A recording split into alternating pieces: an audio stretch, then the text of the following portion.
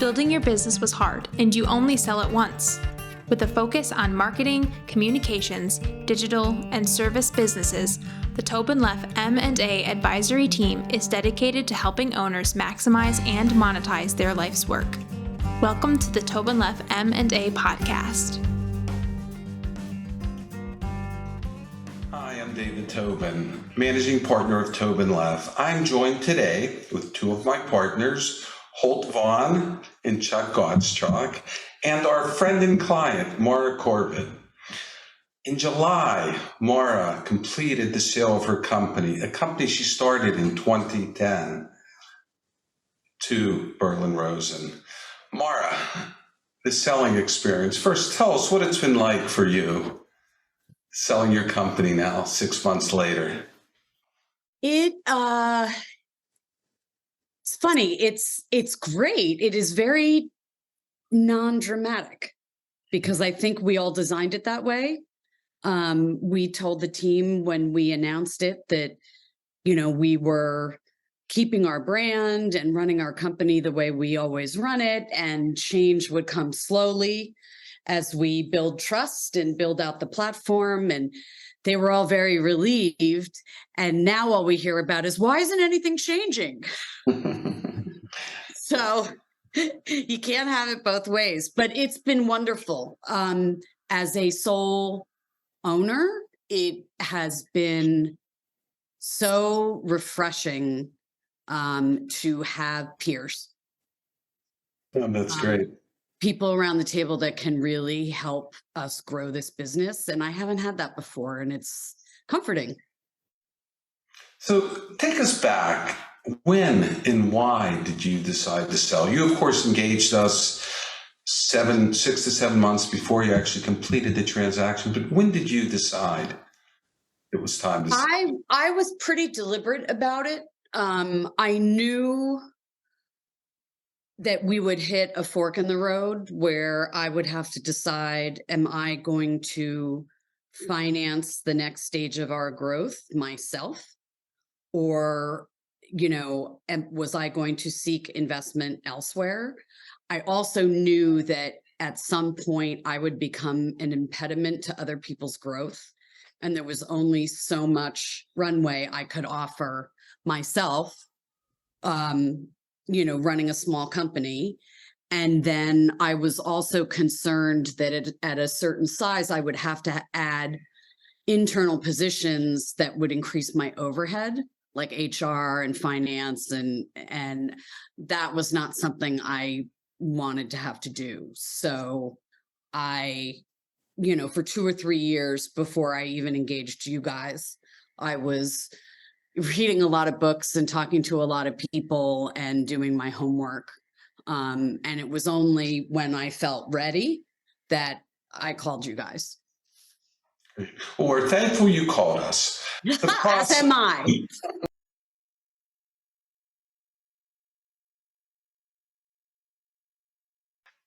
What did you go through to select us, an M&A advisory group? Because it's a big decision. Who will represent? It is a big, it's, I have said to many people, it is probably the biggest, short of whomever you choose as your partner. Our attorney had told me when I called and told him I was ready, he had one recommendation, and it was you. And I said, come on, you do this all day long, year after year, you've got to have more. And he said, nope, I know you, and TobinLeff is my recommendation. And I said, well, fine. So I went out and got other recommendations and, went through the process and kissed a lot of frogs. And you guys were the 3 princes. So he was right. I wasted a lot of time. I should have just listened to him. Well, you have a very wise attorney. I do. We're thankful.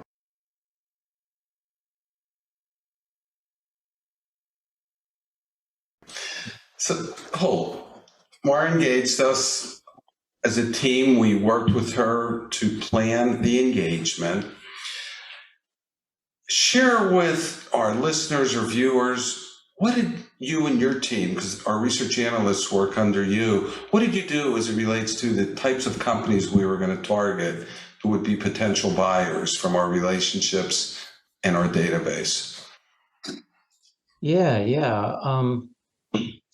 Well, first, so much of this is about finding the right buyer to make a transaction that's a great success for all parties, right? So we spend a fair amount of time, an ample amount of time with the client to understand what type of buyer partner they're looking for. So the first thing we do is list development, and we consider things like the type of firm, PR firms, ad agencies, integrated or martech, or whatever the areas of specialization, maybe technology, cyber, regulatory issues, public affairs, in Maura's case, things like that.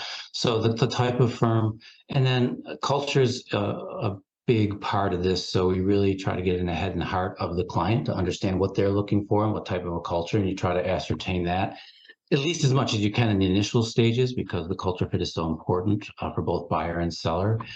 Size, maybe geography, look at things like that. For more, geography wasn't that big of an issue, but size. And then whether or not we're looking for maybe whether you're looking for a strategic or a financial buyer or private equity or PE backed. And there's an interesting kind of side story of that with Maura. But yeah, so we nail down that criteria of the list we're going to build, and then our research analysts dig into our database, which right now I think gives us about nearly 20,000 plus companies and contacts that we can dig into. And so the research analysts will dig into that, and besides that, can go beyond that and use all the tools available on the internet. So that's how we build the list.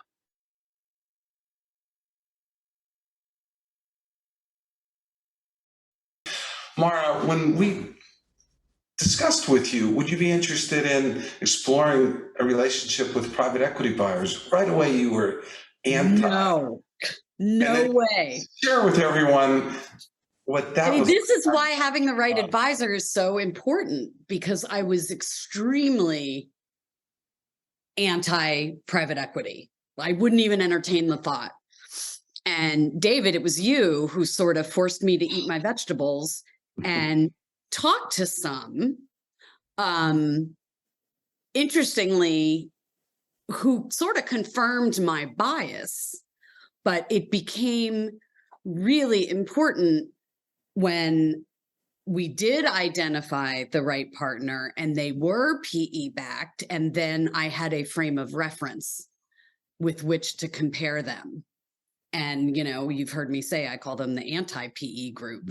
And I'm not, I would have been a lot more skeptical had you not gently guided me to meet with the others. It was pretty critical. And you've had a wonderful experience so far. I know it's only 6 months, but it's been a great relationship, both with the operating company both, and partners. That's wonderful.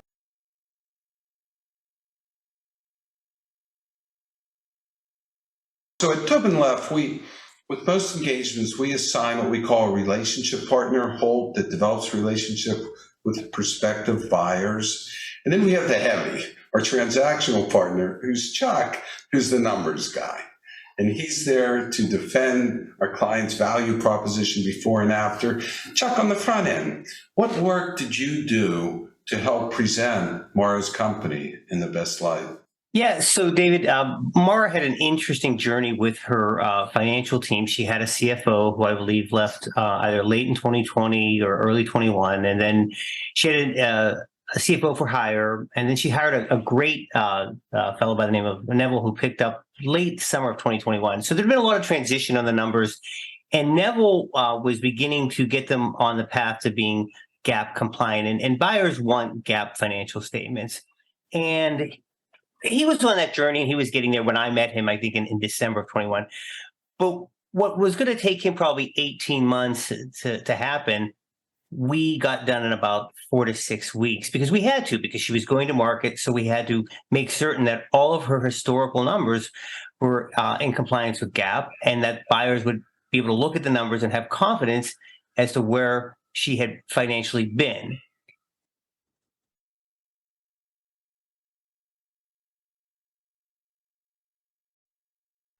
Chuck, you go through this with our client engagements. It's not just the number or the multiple that potential buyers would put forth. But talk briefly about prepping as it relates to preparing to defend a working capital calculation or a working capital pick. Yeah, so what we do up front on the working capital is we establish our own calculation of a working capital. So we create an internal expectation as to what that result is going to be. We And then, share with our listeners what the working capital is in the pick. so I didn't coin this phrase, but I certainly enjoyed it. It's the gas in the tank that you have to leave in the car when you sell it. So when you sell the car, some people Best think, explanation I have ever heard. yeah, so you have to leave behind some working capital, because when they buy, and the example I always give, if you close on the 30th of the month and payroll's due the next day, the buyer shouldn't be responsible to make that payroll. It was the responsibility of the seller. So we do a calculation up front on the working capital, and we use some sort of basic modeling, actually pretty complex modeling, to figure out where it is, where it should be. We then wait, because most buyers have their own unique way of calculating working capital. We then analyze what they propose. And because we've done all the work in advance, when we get a working capital calculation in 2 or 3 days, we turn around and make suggested edits to it. Because when the buyer puts it forth, it tends to be buyer friendly. And we want working capital to simply be fair. We don't want to leave a full tank of gas, but we want to leave at least maybe a quarter tank of gas to get around the corner. And if that gas station is closed, you can get to the next one. So we want to make sure that the seller gets a fair deal on working capital. The real value is established not just on that working capital analysis, but on helping them with the forecast as well. And we spend a lot of time on building the models out. And that's where I work closely with Neville and Maura, again, before going to market, to build that 2022 forecast. Like many businesses, Maura had a spreadsheet where she knew where her revenue was going and she knew where her costs were going. But that's not the presentation that a buyer is going to want to see. They're going to want to see GAAP basis forecasting. So we work closely with Neville to do that. And as part of that, you build a balance sheet, which ties into that working capital calculation. And it's really important to note that a lot of people think that companies are sold on a multiple of EBITDA. And I don't think that that's entirely true.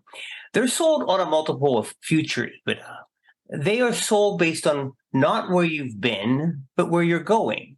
Because where you've been is not germane to the buyer, because they're going to live with the future.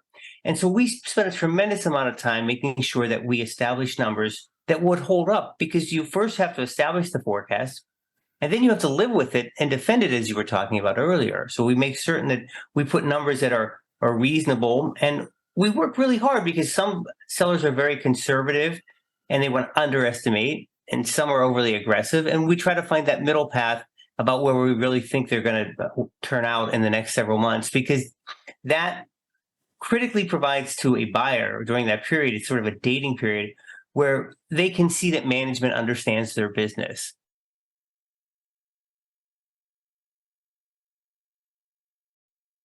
Certainly the numbers, the models, the forecasts.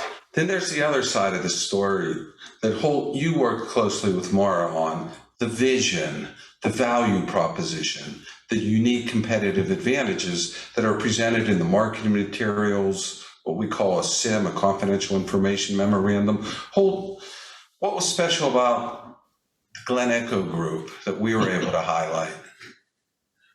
Great question, and super important.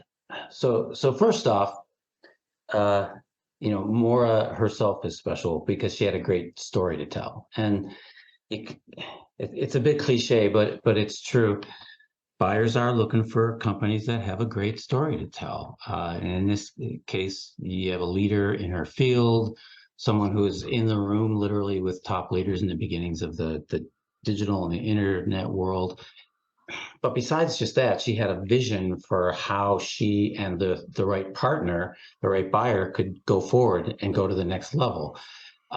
We referred to it a little bit earlier, but the idea of, the larger runway, bigger airport was the analogy we used, which was very apt.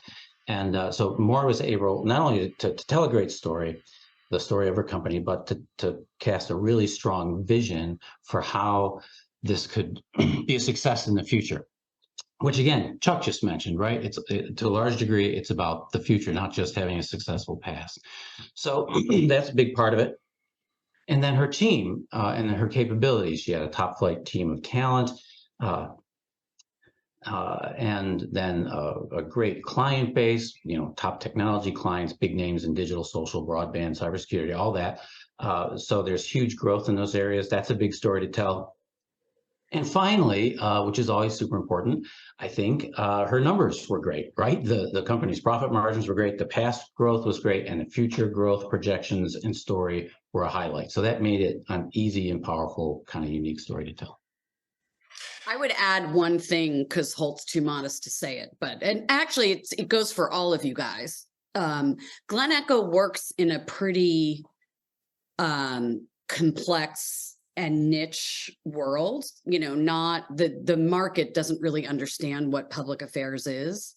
And even the internet, people are still kind of learning about what it is. And you guys took the time to understand how the business worked. And I think that also made all the difference in putting together the pitch, as it were.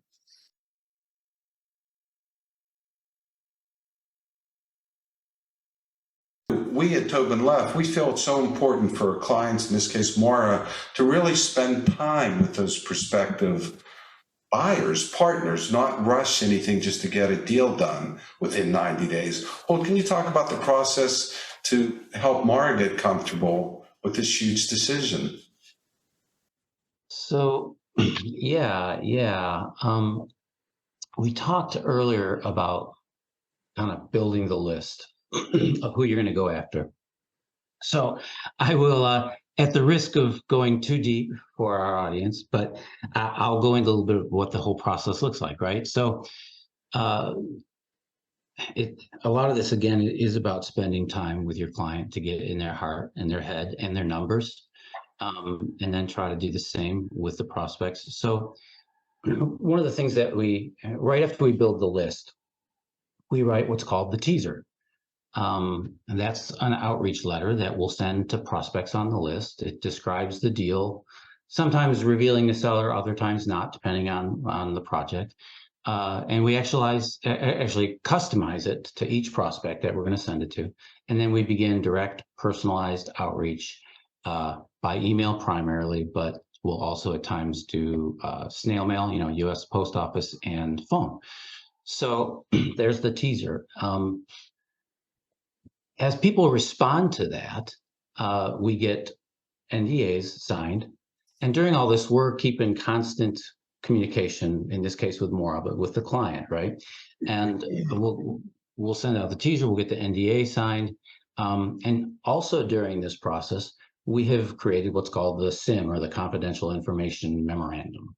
And that's like the marketing document that provides the potential buyers the first impression, a really good impression of the company. That's the whole point, is to package the company in a very powerful way and tell their story. And it's a good looking, graphically pleasing document, and it has a detailed description of the business and its operations, and also with Chuck's help and so forth, it will include a set of historic and projected financial info. So in that SIM, you got your executive summary, why the owner, what's the owner's motivation for selling, an overview of the business, all these different things, the value proposition, growth opportunities, and so forth. That all goes out to those who've signed the NDA. Now they're getting a real feel for the heart and soul of Maura's company, of the seller's company. And then that's when the fun begins, because I start, once they express an interest and the prospect has reviewed the SIM, I have like a fact-finding conversation with them to determine if it makes sense. Do we go to the next step? Do I bring more in? Do I introduce them? Do we have a Zoom together? Do we meet? Do we have this continued conversation? And that's always a lot of fun. In fact, in Maura's case, we had I think 20 NDAs signed or something crazy, maybe more. And then we had a lot of really fun, productive Zoom meetings. And then it's like Match.com for companies.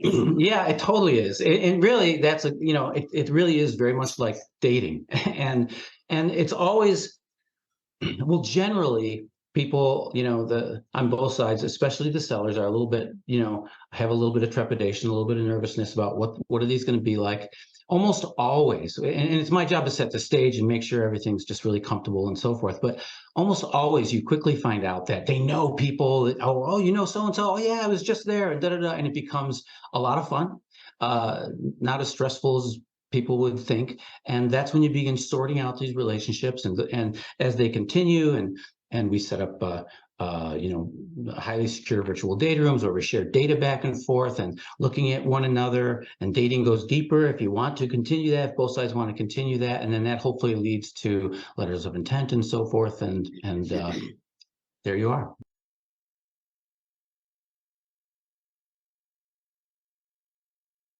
But Maura, before you sign the letter of intent with Berlin Rosen, we'll talk about that in a minute, you met with them 3 or 4 times. We weren't rushing it. I mean, you really spent time. Can you just touch on that? Yeah, because it's key. I know that there are others in the field who think this is all a science, and you can, do it in, 90 days or your money back.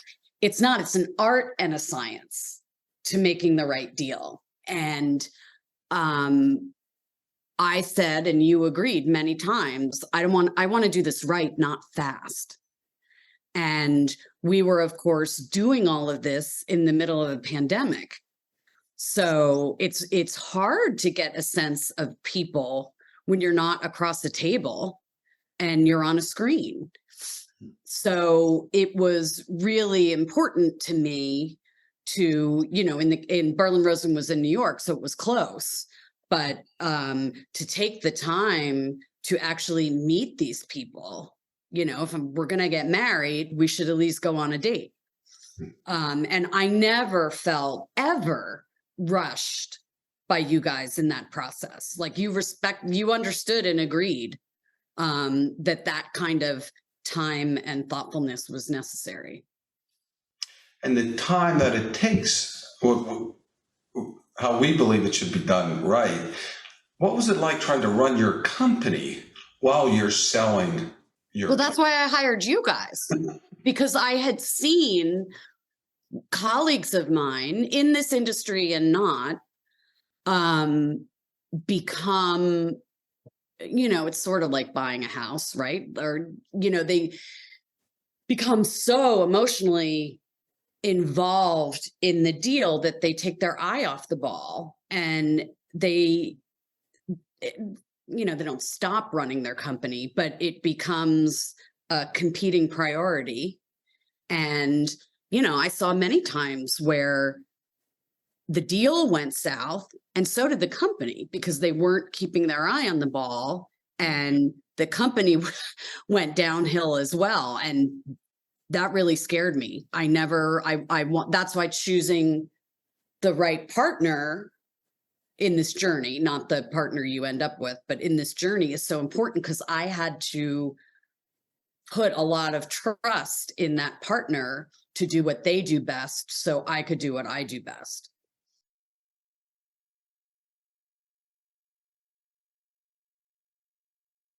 Well, you were assessing the vision, the feel, what your instincts. Chuck, when the letters of intent came in, offers came in, you were assessing from a financial perspective. What were some of the terms that you were looking at on these LOIs? So when we look at the LOI, it's very common that there's going to be an earn-out structure with payments in the future, and or the opportunity for the seller to invest in the buyer and become a minority owner in the buyer. So one of the first things we want to do is really understand the value of that potential rollover equity.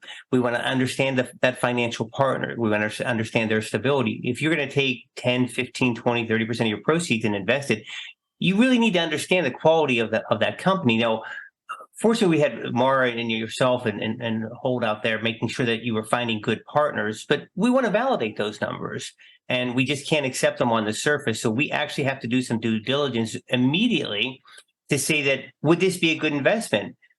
David, you know that we had a transaction where the the buyer's equity wasn't as strong, and we had to make adjustments for that. So we need to make sure of that, so we can get a true apples to apples comparison on the financial terms of the deals, and we can understand the risks. We also want to try to get our payments as quickly as possible. It takes risk off the table to the seller.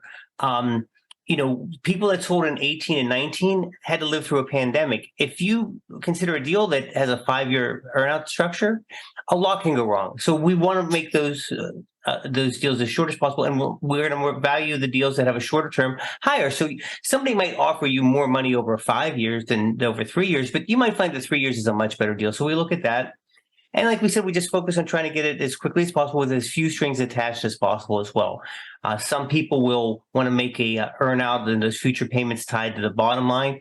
We prefer to make them more tied to the top line. And again, we'll value that deal more highly because there's a much higher confidence that the seller is going to receive those proceeds.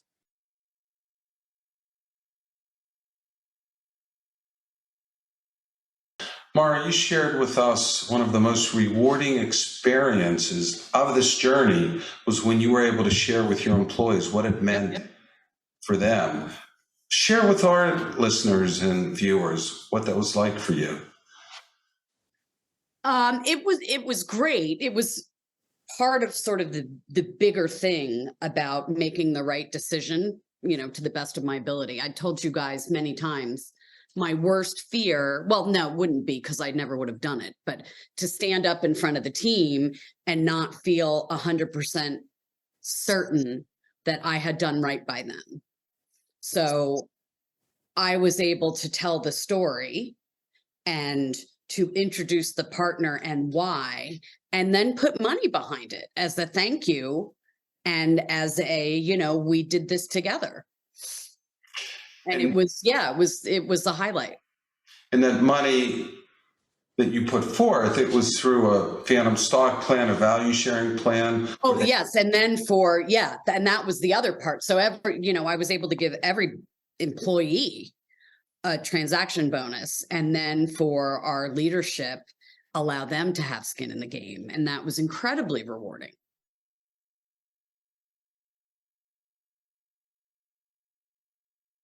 At TobinLeff, we have helped many owners for many years.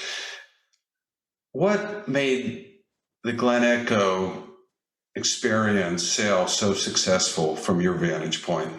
That's a good question. Three things I think. I was thinking about this a little bit.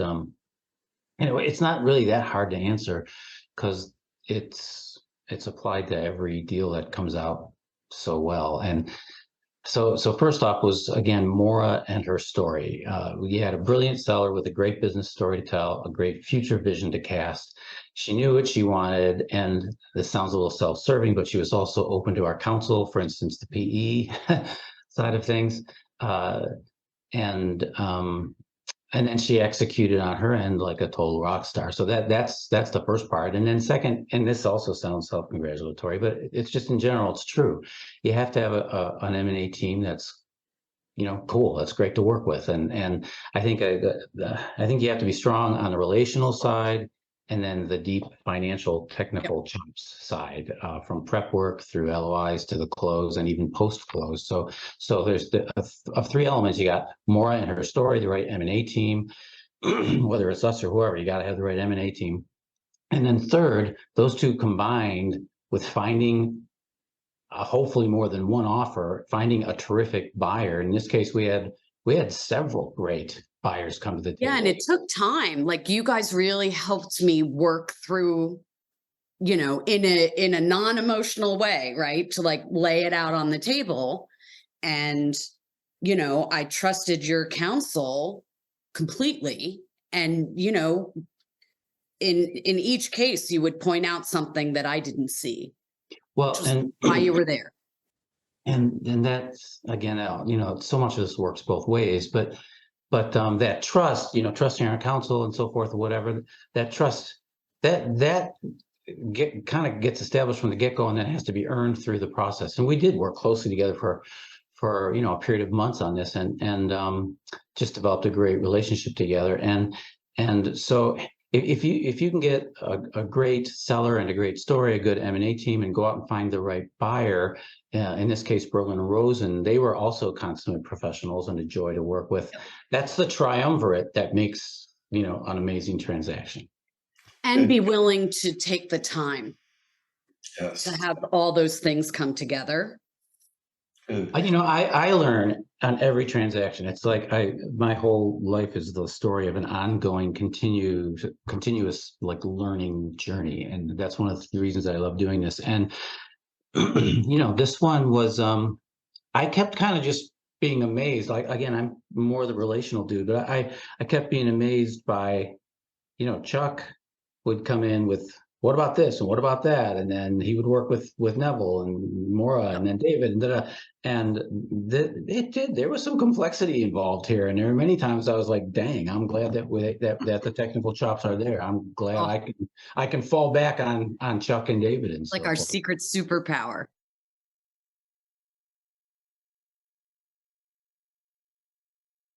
Chuck, you're up. So your experience, keys to getting deals closed. And then also, I think just briefly, I know people would love to hear, what did we do to defend her value proposition once the letter of intent was signed? I know we're running out of time a little bit. So I'll make it real quick and bring them all together. So David, you often describe the clients having a love-hate relationship with me. I describe it as a hate-love relationship, that initially they find me incredibly invasive. I had no hate. I never had any hate. It's frustration. It's why is he asking? Why is he asking? But then they get to see what the results of that are. And Maura was the perfect example of that, working closely with Neville, sucking all his time up to trying to get it ready to go to market. And then we go to market and February hits and we get the results and they're not at all aligned with expectations. But there was a change in the business. We did our dive on it. We were in front of the issue. We ended up proving that February results actually exceeded the forecast. And it went from being a disappointment to all of a sudden it exceeding the forecast because they took on a new line of business and the accounting wasn't treated properly by Neville and his team. And so she started to see the value of our understanding her business. And when the numbers came through and they weren't consistent, we knew what questions to ask. And in 2 days, we turned a bad story into a factually accurate good story. That just helps it go along because now all of a sudden we're setting, our benchmarks and we're meeting them along the way. So you said, what is the key to getting a deal done and getting closed? Well, all the heavy lifting has to be done prior to going to market. That's why I'm really invasive and I'm in there and I'm understanding the numbers so that we can speak to the buyers. Because one of the things that we have that most companies of our size, and even ones significantly larger, they don't have the expertise to talk to those financial experts. And we bring that to the table. And that allows the conversations to be quick on the financial matters. And I always say that I should never be the focus. It always has to be Holt and Maura. If we spend all of our time talking about accounting, then we've done a bad job up front. So we don't want to do that. So we want no surprises and we want that to be done up front. I also want to just close out by saying is that we defend throughout and we talked about how those February results were initially disappointing. But then when we got to the closing, we stayed with her through the closing and the working capital adjustments, and we discovered there were some more things that were going on, and those resulted in, a very significant amount of adjustment that came to Maura after the close, after we were paid. We follow the transaction all the way through, and even if there is an earnout, we have a vested interest to make sure your story is right going in the future, and that they're complying with the agreement. Because oftentimes what we see is that the buyer's accountants will want to look good to their bosses. And they don't understand what the deal says, and we need to match that up. And we just want the people to honor the deals and for our clients to get what they bargained for. And I can think of 2 cases recently where we went through where the buyer had to restate the numbers and pay our sellers additional funds. So that's when they end up loving me, is when they see that tangible financial result that we do bring that value. So and that it doesn't end the day you close. No, it doesn't. And as Maura will attest, we answer questions months later because it's just the right thing to do. And it's always a pleasure to work with great people like Maura and of course you David and Holt. And I'm just thrilled that I get to do my job and I get to make people like Maura smile and I get to make sure that they're treated fairly. Let me just put that one last thing, because the other side is going to have some very sophisticated people. So you need to bring somebody in that's going to understand this space, the services space, and understand exactly how to get a fair deal. And then you're so good that they love you too. I mean, that's the ultimate when the buyer loves you. That's crazy.